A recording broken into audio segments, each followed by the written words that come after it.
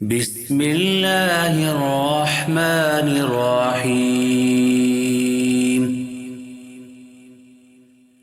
يسبح لله ما في السماوات وما في الأرض الملك القدوس العزيز الحكيم.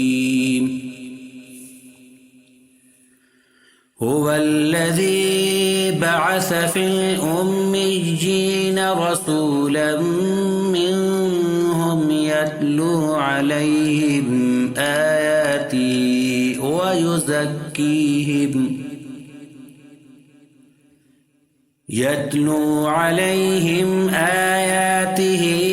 ويزكيهم ويعلمهم الكتاب والحكمة وإن كانوا من قبل لفي ضلال مبين. وآخرين منهم لما يلحقوا بهم وهو العزيز الحكيم. ذلك فضل الله يؤتيه من يشاء والله ذو الفضل العظيم. مثل الذين حملوا التوراة ثم لم يحملوها كمثل الحمار يحمل أسفارا بئس مثل القوم الذين كذبوا بآيات الله والله لا يهدي القوم الظالمين. قل يا أيها الذين هادوا إن زعمتم أنكم أولياء لله من دون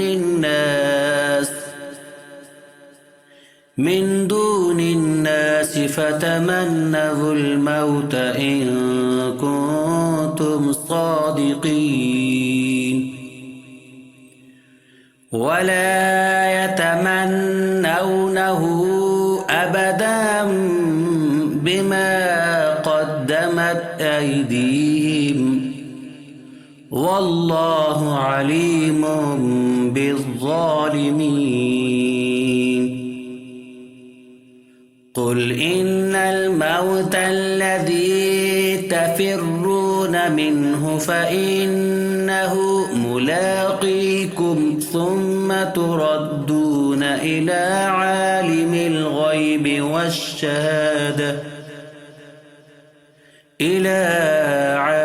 الغيب والشهادة فينبئكم بما كنتم تعملون.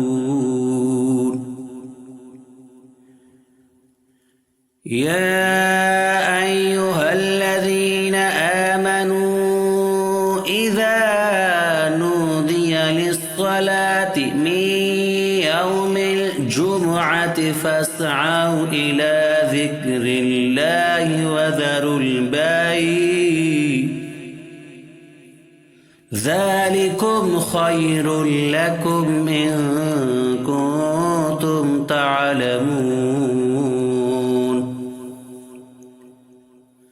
فإذا قضيت الصلاة فانتشروا في الأرض وابتغوا من فضل الله